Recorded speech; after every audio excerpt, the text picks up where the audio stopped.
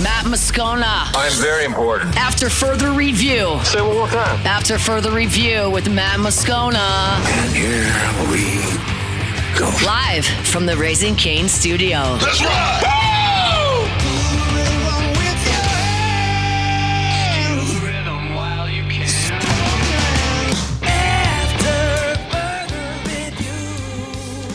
And off we go.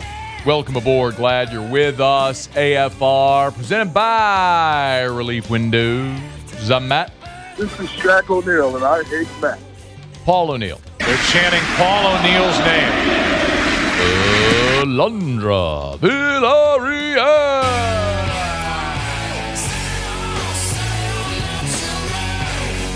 And Mr. Toby Tom Play.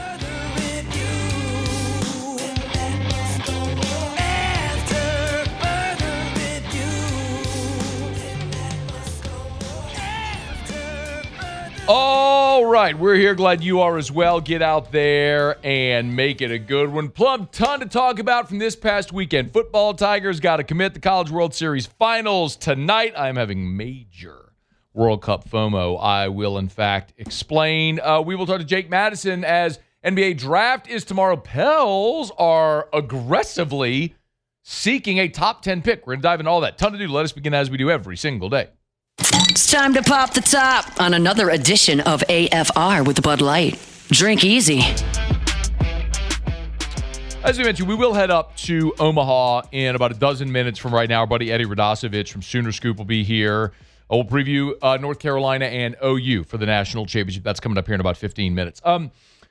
Gigantic official visitor weekend for LSU, the final official visitor weekend here of June.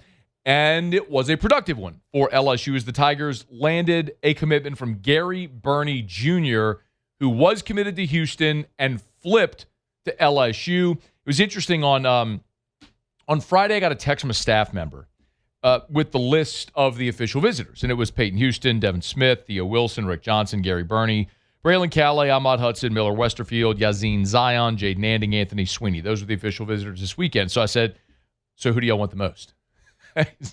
He said, all of them. But said Burney, Westerfield, Zion, and Andy. Obviously, you want them all, but like when you're looking at who you're in, prioritizing, and this person mentioned Gary Burney Jr. So let me give you a little bit of the bio, because what's interesting about Burney is he is the lowest rated commitment in this class so far. And that in and of itself isn't going to generate a lot of headlines like Ahmad Hudson or Easton Royal might, or KJ Green. But it does illustrate further how they are building the roster, and there's actually a few tidbits that I think make this a very exciting flip. So go into the bio. So Gary Burney, 6'3", 190 pounds. He's from Bossier City, goes to Parkway. 3-star. In the Rivals industry ranking, he's number 847. And if you're just ranking the receivers, he's number 117. But man, when I talked to folks this weekend about Gary Burney, they love him. Phenomenal kid, great athlete. George McDonald did an awesome job sort of developing the relationship and the rapport there and getting him here and blending that with guys with ties to North Louisiana who are already on staff. Made this sort of very natural thing, getting Gary Burney committed. But this is another instance of a guy where you continue to see a couple of things. One is length. This is a staff that wants length. They want length at corner. They want length at receiver. They want length at linebacker. They want length at end. They want length. I don't think you're going to see a lot of rosters of LSU receivers moving forward with guys that look like Aaron Anderson and Xavier Thomas. It's not a knock. I mean, those guys were outstanding players and played really hard and made big plays, but it's a different body style and skill set. We're not talking about guys that are 5'8", 5'9". Look at what they're recruiting. They're recruiting guys that are 6'2", 6'3", 6'4". And I think that's something you're going to see more. But you know what's sort of strange about this commitment in particular? Do you remember Ja'Kai Anderson? Ja'Kai Anderson from New Orleans was a receiver who committed to LSU and flipped to SMU. And the way that story went is, look, Ja'Kai Anderson was maybe like the third or fourth highest rated receiver in LSU's class a season ago. Well, he flips to SMU, where he was the top-rated receiver in their class. So if SMU has a budget for receivers and LSU has a budget for receivers, well, if you're the number 1 receiver at SMU, you're going to get more than if you're the number 4 receiver at LSU. So I look at someone like Gary Burney and I go, okay, well, this is a guy who was previously committed to the University of Houston. And 6'3", 190 from Parkway, committed to Houston, albeit Houston in the Big 12.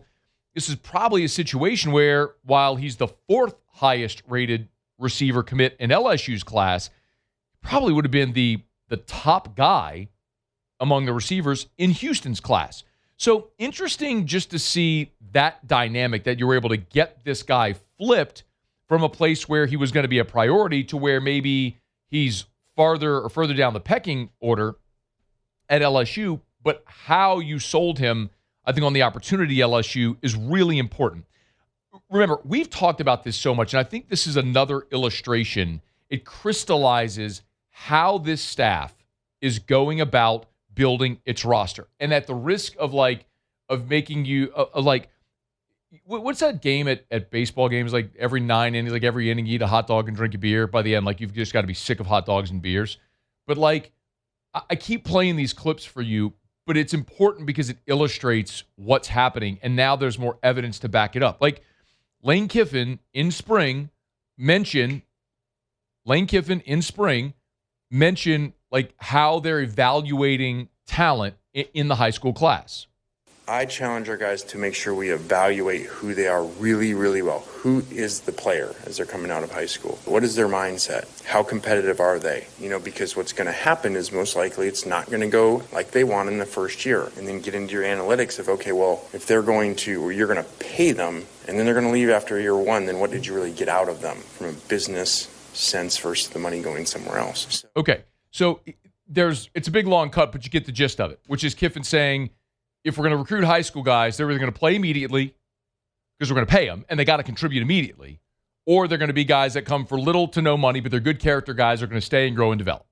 Well, here you have a guy that's a 3-star, that's ranked number 847 nationally, who's from Louisiana, who got the LSU opportunity, and now you get him in this already deep receiver room.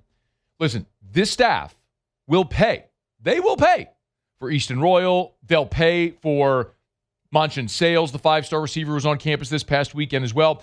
They'll pay for Richard Anderson and Lamar Brown and KJ Green and Ahmad Hudson. They will pay for the top-tier high school guys that are going to come in and contribute immediately.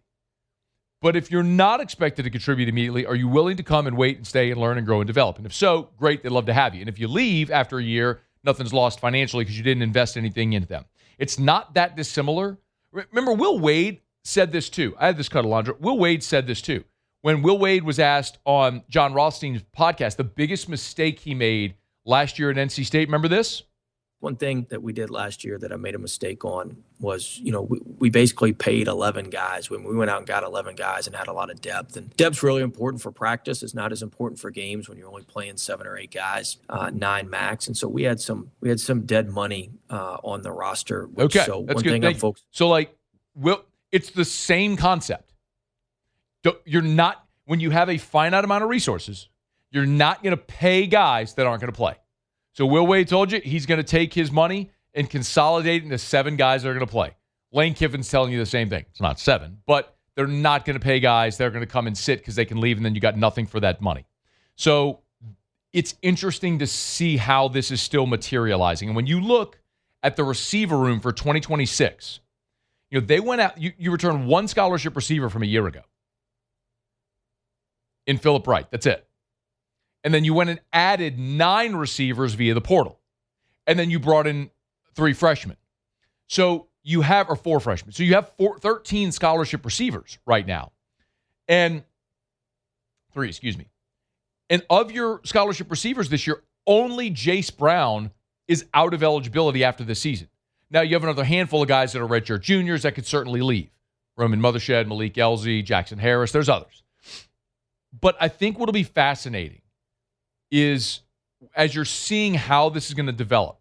Remember, Lane in spring also was asked about the receivers, and he talked about can you play this? It's about how how he builds his receiver room with numbers? We try to balance the room more.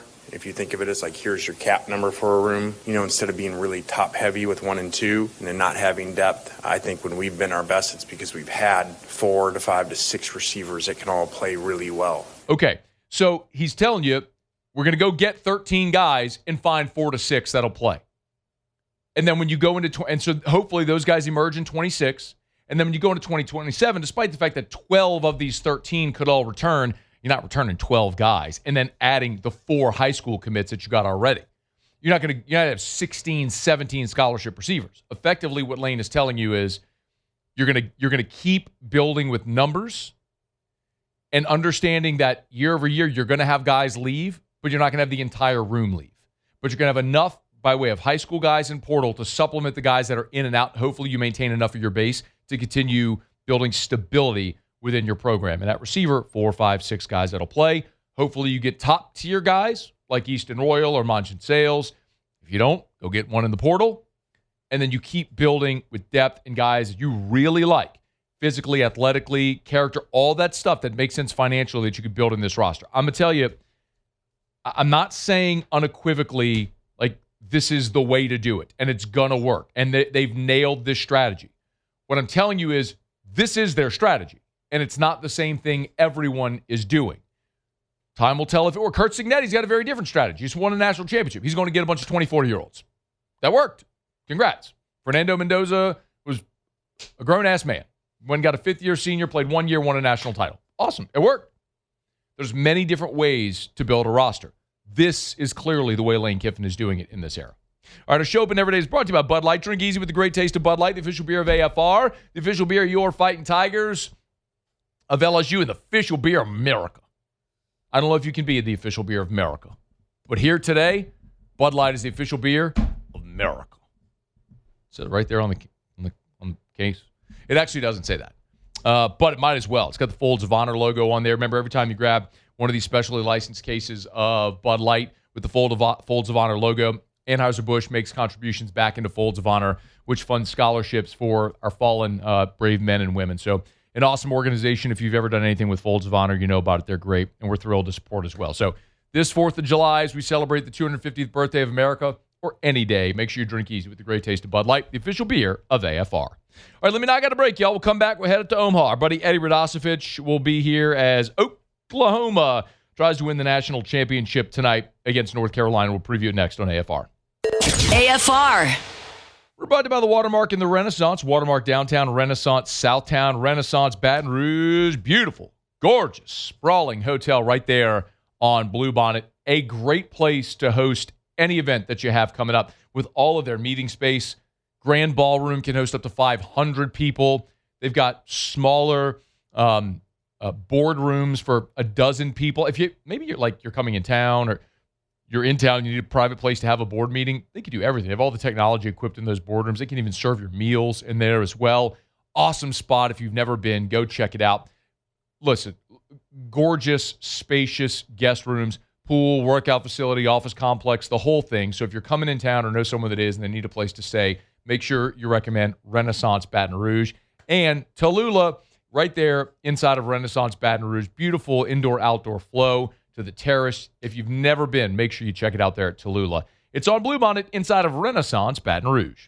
After further review, presented by Relief Windows.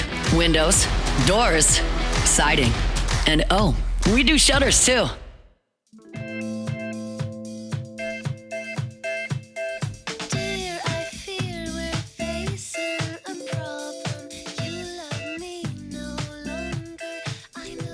You can always tell when Musso's out.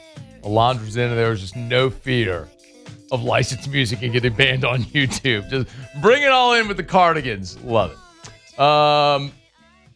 College baseball is going to crown a national champion tonight.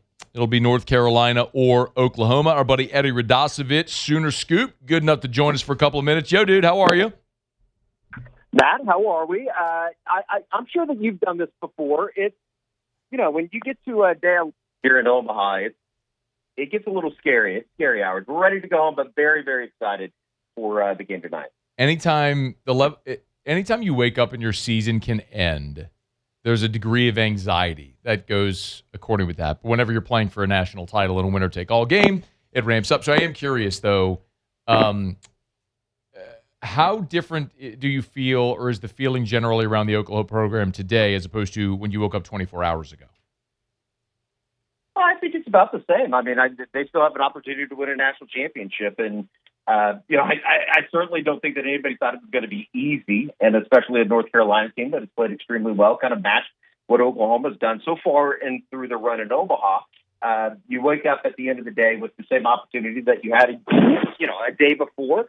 And despite the setback last night, I think that this is a team that is kind of they've made this magical run here over the last month, kind of based on this mantra of yesterday is dead. So it's one thing to say it. It's one thing to go in front of the media and say that they're going to put it past them. But this team has had a pretty good mindset here through the course of the NCAA tournament. And, obviously with the way that the season ended in the regular season, losing 4 consecutive SEC series, going to Hoover, not playing well against the team that you are familiar with LSU. It's almost kind of, I think talking to Brendan Brock the other day, he said that it still kind of feels like a dream. It almost feels like, and we've talked about this going into even the game yesterday, that I don't think that they realize what they've been able to put together here in the NCAA tournament, and especially when you look at the home run numbers and the power surge that they've had led by Dayton LaChance.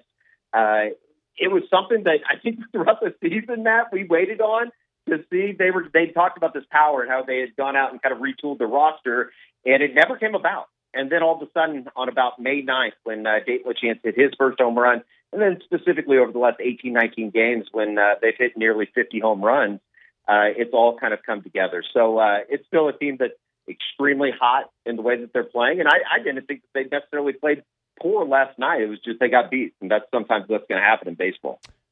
To what do the guys attribute the boost in the power numbers over the last month? It kind of, I guess, is cliche in a way, but I think that's the one thing that they would tell you. It was kind of the mantra coming out of last night is stop trying too hard. And it became a thing where they started passing the bat, and hitting's contagious. And I think that they've had some guys run into some balls that certainly probably don't get out in Norman on a day with the wind blowing out of the south. But it's been kind of a magical run. I think that what they've been able to get from the top of the lineup, even throughout the NCAA tournament, it seems like through the bottom of the lineup. Dayton Talkie's sitting in the 8-hole. I think he's 3 for 25 now here in Omaha with 3 doubles, but he obviously has a big swing in Atlanta that sent him to the Super Regional, and then in the Super Regional in Lawrence, it was basically everybody was hitting the baseball. I think it's now 10 of the last 13 games they've had double-digit hits.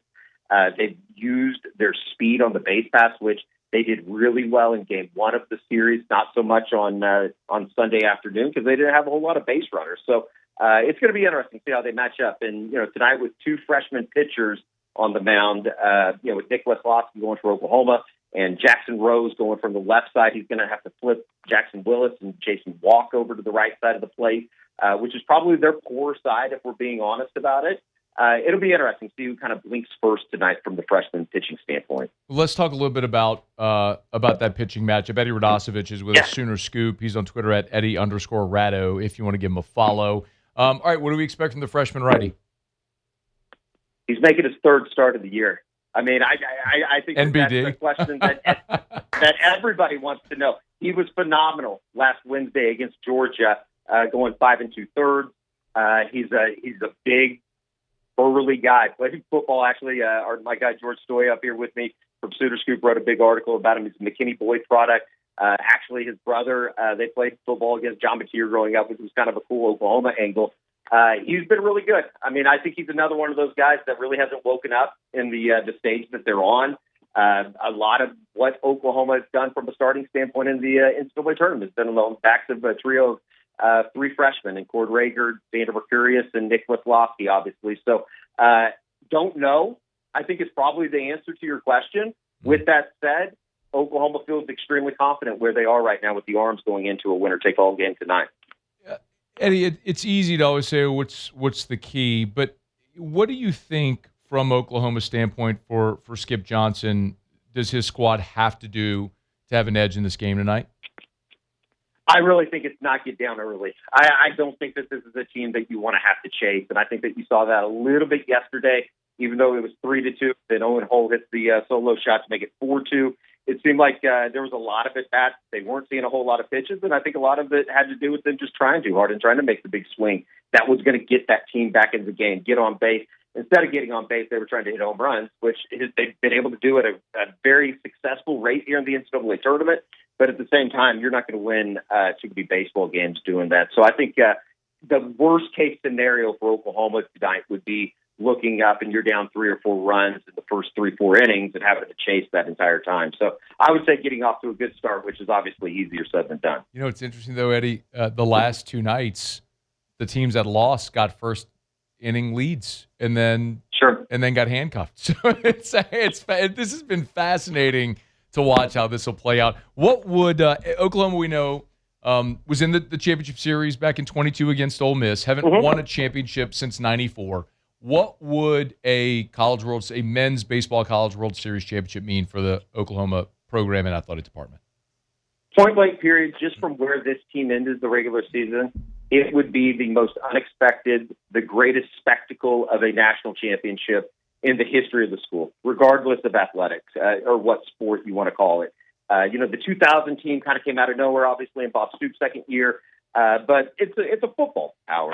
It's very, I think, kind of something similar to how LSU fans would feel, even though I know that they're massive baseball fans. It would be unexpected. I think that there's been so many times throughout this run, and I was up in Lawrence at the Super Regional, didn't go to the Regional in Atlanta, but I've looked at the other guys that have been covering the team on the beat, and it's just like, kind of WTF. Like, where has this come from for a team that truly, like, after they got beat by LSU in the SEC tournament, and kind of just how dead it looked at the end of the regular season, walking out of Bricktown in Oklahoma City where they played the Tennessee series, this was something of a kind of a dead team. It was more of a, hey, let's go ahead and start scheduling some tee times because there's going to be some weekends that are going to be open in Eddie Radosevich's schedule here. But no, it's been fun. It would mean a lot. And obviously Skip Johnson is, I don't know how much you've been able to see from some of the press conferences. It's kind of fun to see the national media get to know Skip a little bit more intimately. He is truly one of the best guys around. What you see is what you get, and it couldn't happen to a better person. So it's been a fun ride, and I think the next 5-6 hours in Oklahoma land are going to be a little bit nerve wracking. We are 2.5 hours away from first pitch there at the Schwab. Eddie Radosevich, Sooner Scoop, he'll be there. You'll give him a follow at Eddie_Rado. We appreciate it, man. Thank you. You bet. Anytime, Matt. Talk to you later. Yeah, man. Thanks for making it happen today. It's after further review. We're glad you're aboard with us here. We are brought to you by First South Farm Credit. Thinking of buying land? Your first call should be to First South Farm Credit. You can always log on to FirstSouthFarmCredit.com, FirstSouthFarmCredit.com. That's where you'll find our friends over at First South Farm Credit. Remember, it doesn't matter if you're buying 20 acres to build your family's dream home. Maybe you want the recreational property, your own hunting properties. We start to think about hunting season right around the bend. If you don't want to be hunting on someone else's property, you want to hunt on your own property, First South Farm Credit can make that dream a reality. Just start that conversation. That's what they've done for more than 100 years, is help Louisianians buy land. They're the best. So if you're thinking of buying land, your first call should be to First South Farm Credit. FirstSouthFarmCredit.com. Just spell it out. FirstSouthFarmCredit.com. It's interesting. I was asking Eddie about, by the way, if you're wondering, the odds tonight. North Carolina is a minus $1.54 favorite. Oklahoma is plus $1.20 underdog. So North Carolina is favored. As Eddie mentioned, a couple of freshman pitchers going tonight. I do not cheer for the SEC.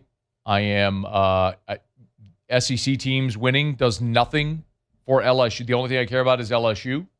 And Oklahoma winning a national championship does not help LSU. Them getting to hang that banner, flaunt that trophy in recruiting, I have no interest in seeing that. So I would love to see North Carolina win tonight.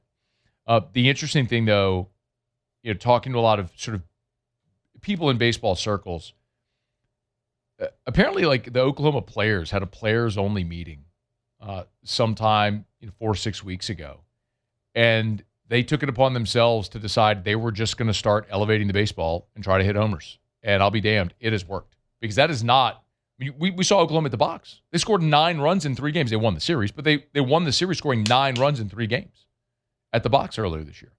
It's just not their brand of ball. Now, Skip Johnson is a masterful pitching mind, one of the best in the sport. I don't just mean at the collegiate level. I mean, like, that's Clayton Kershaw's guy, is Skip Johnson. I mean, guys, people like Roger Clemens have lauded Skip Johnson. I mean, he is an elite, pitching coach. But that team, those players sort of took it on themselves to start elevating the baseball and trying to hit homers. And as the weather got warm and the winds blow out and the ball starts to carry, it has worked. And it has certainly paced this team, and they've continued to get outstanding pitching. So, listen, I talked about it whenever this championship series started. There's something to be said for betting on the hot hand, and that certainly has been Oklahoma over the last month of the season. And be hard for me to go against them in this ball game tonight. Said it on Friday that I'd go with Oklahoma in the series. While I think North Carolina is the better team, certainly is the better, more talented, deeper team, all that stuff. Oklahoma's just playing better baseball. So we'll see how it goes tonight with a national championship on the line. All right, it's After Further Review. Thanks for hanging out with us here. Our Monday shows are brought to you by Relief Windows. Windows, doors, siding. They do shutters too, and shades. Relief Windows and reliefwindows.com. All right, quick break. We'll come back and go around the SEC. Also, by the way, the Brendan Sorsby thing apparently isn't quite over yet.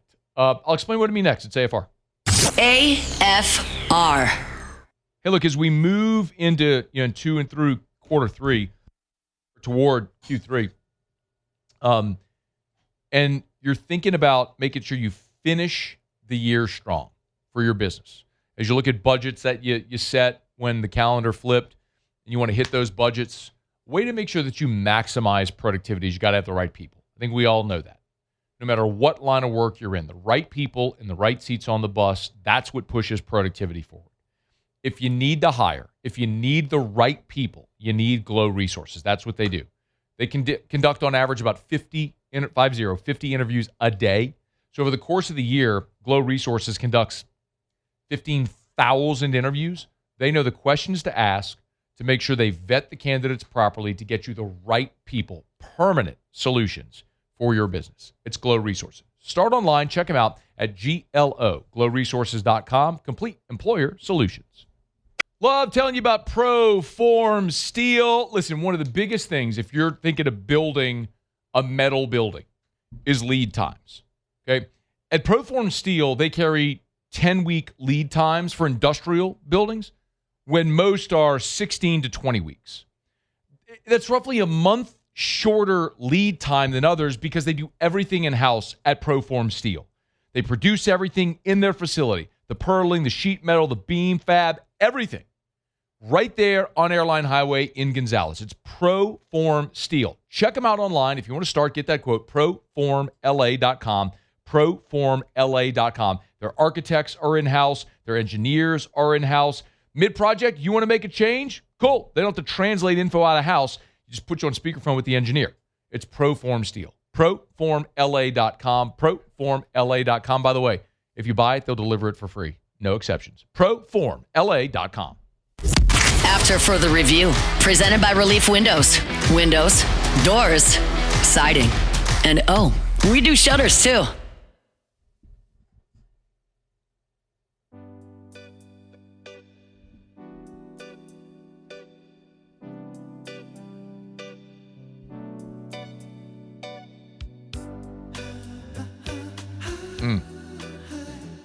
Appropriate. 18-year-old me is geeking out right now. Why? Glad you asked. T. Martin just followed me on Twitter. Oh, let's go. Tell you what. You want to tell 18-year-old Matt that the quarterback of the 1998 national champion Tennessee Volunteers just followed him on Twitter? Well, 18-year-old Matt would go, what's Twitter? That wasn't a thing. Right. MySpace? No. No. No. I'm bad at math. Well, that's all right. You also weren't really around then. No. MySpace would have been 2004? Yeah. 2005-ish? Right around there. Maybe 2006? Maybe let's go 2004 or 5. By the way, You never had a MySpace. Do you know what MySpace, like? Okay, I did have one. No I was way. way too young to have one, but I had one. You know how you had, like, your top 8? Yeah. How crazy is it that Tom made us rank our friends? And he made you be friends with him, too. You ranked your friends. I know. I actually kind of like that energy a little bit. So it's like, look, here's my friend box. This is where you're at. Like, I just don't have enough room in my friend box for anybody else. You're just not. Top 8. Sorry, bro. If you're not in, you're out. That's just what it is. What were we talking about? Oh, T. Martin fouled. That's right. Yeah. Jake Madison in 45 minutes. Tomorrow is the NBA draft, and the Pels are, by all accounts, aggressively pursuing a trade to get back into the top 10. So if you're not familiar, I'll give you the very quick Cliffs Notes. So a year ago, the Pels had the 23rd pick. They moved up to 13 in a trade with Atlanta to select Derek Queen. Derek Queen, great player. Awesome. They hit on that draft pick. The problem is they did not top 10 protect their pick, meaning if this year's pick, which they traded to Atlanta, landed in the top 10, it would have been protected. They didn't do that. So the Pels stunk. They fell in the draft lottery. They would have had the 8th pick. Well, that pick, the 8th pick, goes to Atlanta. So the Pels do not have a pick in this year's first round. The only pick they have is number 58 overall, so in the back of round 2. Kind of tough when you're trying to build a young roster when you don't have draft picks to build your young roster. So they are, however, aggressively trying to get back into round 1 and supposedly in the top 10 because they want to draft Ament. That's the report, right? The big center out of Tennessee, 6'10", 215, had a really nice season for the Vols. And it'd be great to have another big to pair with Queen. So, I mean, you got a good young core with Queen and Fears, but you're very likely going to have to send Trey. If you're going to get in the top 10, that probably means you're trading Trey Murphy. So, we'll get Jake Madison's thoughts on that if they're able to pull it off, what a trade like that may look like. But I guess my thought is, you had those guys this year with Trey Murphy, and you ended up in the lottery. You're not a good team. You need to add more. And if it takes, building your roster a different way with young assets, and that's the way you want to sort of rearrange the deck chairs, okay, let's see how it goes. I mean, if you run it back with the same core and expect different results, I mean, that's what Einstein's definition of insanity, doing the same thing over and over and expecting different results. Like, you have a new head coach who presumably will be running a new system, which is defensive-based. And if you want to get size and length and a rim protector, great. I'd be for it if that's the route they go. We'll be able to react to all of it when we see what a trade may look like. But apparently that is what's on the horizon. And if something happens today or tomorrow on draft day, we'll certainly talk about it. But Jake Madison will be here in about 45 minutes. All right, it's After Further Review. We're glad to have you hanging out with us here. Hey, remember, on Mondays, Supper Club is closed. They're closed Sunday, Monday. So this is actually a great opportunity to go check out our friends over at Amigo Al's from Brandon and Mackenzie Landry. Of course, Brandon, everyone knows, started Walk-Ons. Supper Club, we've loved telling you about Supper Club and our relationship there. Amigo Al's is the newest concept. It's on Highway 30 in St. Gabriel. So if you're it's Nicholson. If you're going south on Nicholson away from LSU, you pass U Club, quarter mile on the left, you'll see it right there. Amazing place. Got to go sample darn near everything on the menu. And the thing that stands out so much when you think about Brandon and everything they do, their reputation is quality. So what I would recommend to you is just try Amigo Al's once. Put it on your list.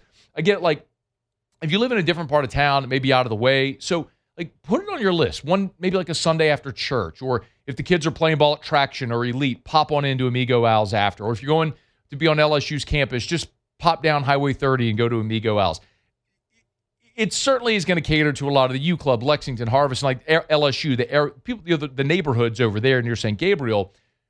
But even the margaritas, everything is so top. Everything is just great quality. It's all natural juice and high-end tequila. So you're not going to get all the sugar water that's going to be with you the next day, if you know what I mean. And the food is outstanding. So check it out. It's Amigo Al's right there on Highway 30. Maybe if you work at the plants up and down Highway 30, pop in for lunch. When I went last week for lunch, it was awesome, man. A lot of folks from the plants were there having lunch. You can get you in and out in less than an hour. Ticket time's about roughly 15 minutes. You place your order, you got your food, and you're on your way. It's Amigo Al's right there on Highway 30 in St. Gabriel. Newest concept from Brandon Landry. All right, it's After Further Review. We do it every day about this time. Let's go around the SEC. Around the SEC, bringing you the biggest news from the nation's best conference. The Georgia Bulldogs No surprise here, but Georgia catcher Daniel Jackson has been named the 2021 National Position Player of the Year by the American Baseball Coaches Association and Rawlings. I mean, dude was absolutely in fuego this year. 25 homers, 25 stolen bases, the third player in Division I history, and first catcher, by the way, to hold that distinction. Third SEC player to capture the Triple Crown, led the league in batting average, homers, and RBI. Phenomenal season for Daniel Jackson, the National Player of the Year. The Texas Longhorns. Texas has landed Kent State transfer Sawyer Solitaria.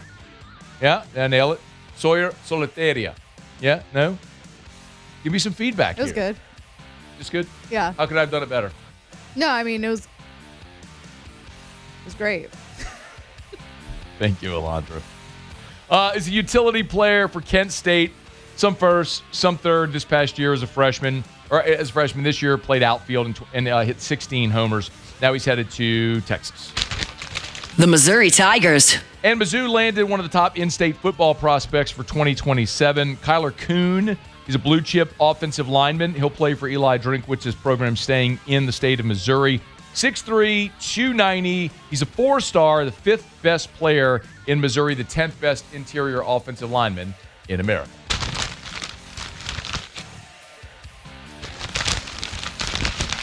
Is there another one? All right, there you have it. That is around the SEC.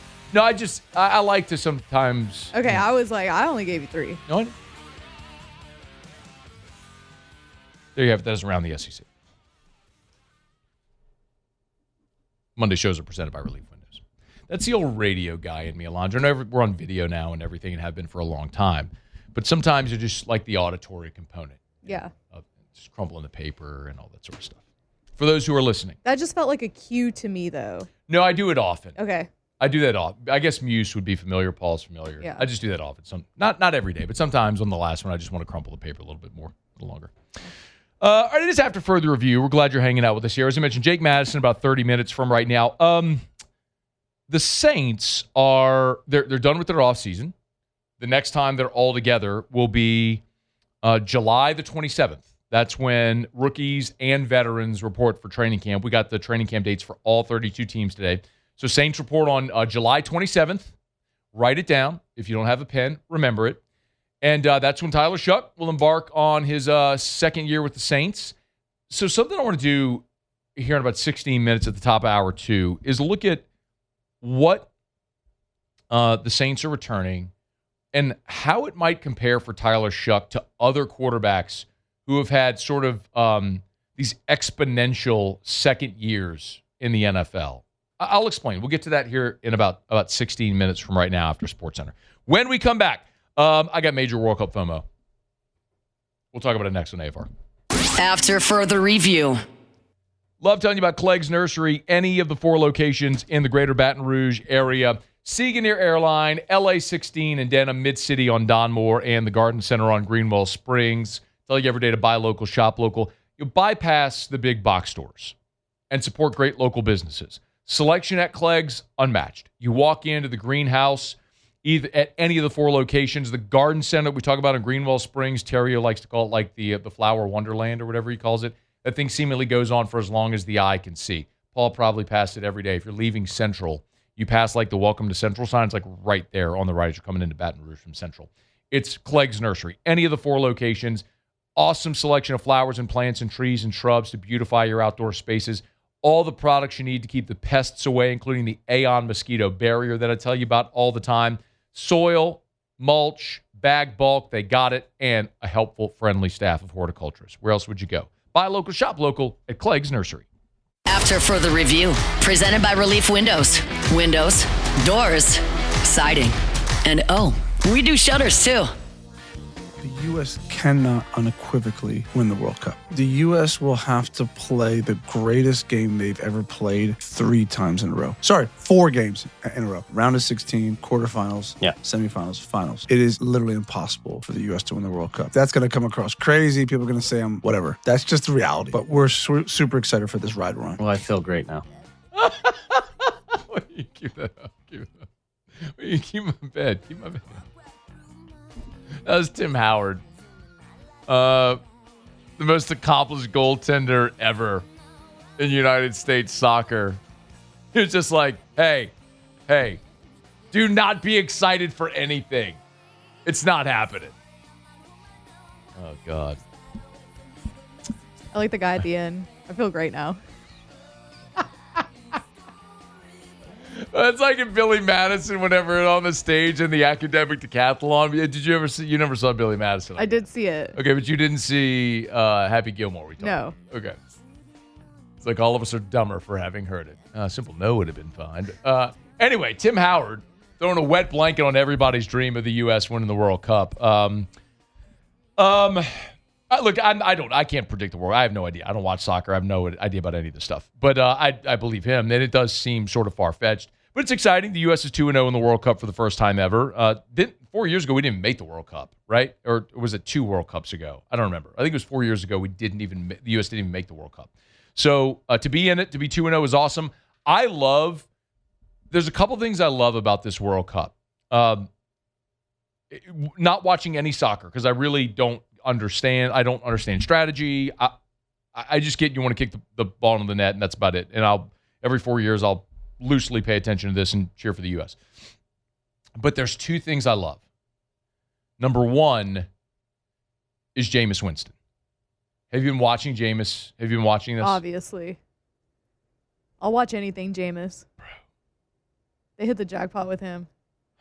If you're not watching any of Jameis Winston's content, Fox has hired him to be a World Cup correspondent, and it's awesome. Him in Seattle with the U.S. fans was phenomenal. Him in Houston this weekend with the Dutch was awesome. Just go and search Jameis Winston. He's perfect. There was some lady from I don't know what country, but she had her name on a jersey and it was like Blaakmon. He's like, how do you say it? It's like Blockman. He's like, I'm a Blockman too. It's like, oh my God, you're so beautiful. That's one. So Jameis is one. And number two is the patriotism. You know what I loved watching the U.S. against the match was Friday while we were on the air, but when they played in Seattle, the entire stadium was singing the national anthem so loudly. Did you see this, by the way? Yeah. It's incredible. Yeah. Like chills. Every sporting event. And listen, the Star Spangled Banner is a hard song to sing. It is. It's a hard song to sing. It's why a lot of people generally don't sing it. But you go to a sporting event, you stand up and you barely move your lips. That's what most people do. Hand over heart and all. I mean, everyone's like cloaking themselves in the stars and stripes and patriotism and just belting out the anthem. And I love that so much. I love that. That's like even more so than in the Olympics. It feels like that's happening. So I love that. But I'm having major, major FOMO. So I am the type of person who, like, I'm down, right? Like, you want to go have an adventure? I'm here to have an adventure. I'm a yes guy. I'll say yes to things. On a whim, spontaneous, I'll go. Went to No Doubt, like last Friday. That was just on a spontaneous whim. Some friends wanted to go. I was like, hell yeah, let's book it. Book the trip. Went. So Friday, Terrio's in studio. And he says, Jonna, his wife's like, Jonna wants to go to the World Cup. So my reaction was, let's go. I'm in. Okay. Where are we going? Like, well, there's games in Kansas City. I'm like, perfect. My sister lives in Kansas City. I'm in. We flying. We getting tickets. We going. Who's going? So we start going down this whole path. And then he tells me on Friday there's a match. I didn't know the schedule. There was a match in Houston on Saturday. And it was the Netherlands against Sweden. I'm like, oh, awesome. Netherlands. EJ Kuiper from FMOL, who's a friend, is originally from the Netherlands, played soccer there. Had an injury which ended his career, but I'm like, well, hell yeah, man, I'll go for the Netherlands. Then then my phone heard me. Oh, you're getting targeted? Oh, bro. And then I find the Netherlands have this thing called their fans are called the Orange Army. Pull this up. Yeah. Pull this up. Paul, play this. Play that audio. This is one of the most insane things. Thousands of people in unison dancing and marching to the stadium. They call it the Orange Army. They march together in unison. Look at that. Tell me that's not one of the most incredible things you've ever seen at a sporting event. No, that's awesome. It's a human mass as far as the eye can see, marching, jumping, dancing, singing in unison. And apparently, like, all of Americans in these cities are now joining the Orange Army. So there's like 20,000 people. Did you see the stadium in Houston at NRG? And it was all orange. Yeah. Oh, it's not all. It's their entire country didn't come over here, but it's all the locals are cheering for them now. Right? Now you want to do this. I don't live with regret. I live through the windshield, not the rear view. But like, I almost bought a ticket and just drove my ass to Houston on Saturday morning, and I didn't because they were doing this at 8:30. I would have had to leave Baton Rouge at like 3. And I was like, man, that's dangerous. I don't want to. But now I keep getting. Now my whole Instagram For You page is this. And every time I see it, I just have more and more regret. They play Thursday in Kansas City, and my sister lives in KC. I'm thinking about hopping on a flight and getting my ass to Kansas City. Alondra, maybe after further review with Alondra on Thursday. I'm down. And I may just go up and watch The Dutchman. Gonna talk a lot of Love Island. You're going to have to fill me in on that. I don't know what any of that is. Hour 2 next. After further review. We're brought to you by South Point Volkswagen and SouthPointVW.com. New and certified pre-owned in Baton Rouge and online at SouthPointVW.com. SouthPointVW.com. I was pulling into the parish office today as Terrio was pulling out, like we were passing each other on the road on Lavo Lane. And so we stopped, rolled down the window, and he looks, he goes, "Did you get a new whip?" I'm like, "Thanks for listening to the show, friend." I've only been talking about it for like the last 2 weeks. But yes, got the new Volkswagen Atlas Crossport, the 2026. Black leather interior, blacked out rims. Looks awesome. And I replaced this black Volkswagen Atlas Crossport, replacing my old black Volkswagen Atlas Crossport. That was a 2023. So got the new model. Listen, style, feel, performance of luxury without the cost. And manufactured right here in the good old US of A. Drive one of the safest vehicles on the road that's fun to drive and affordable and safe. SouthPointVW.com. South Point Volkswagen, what's your direction?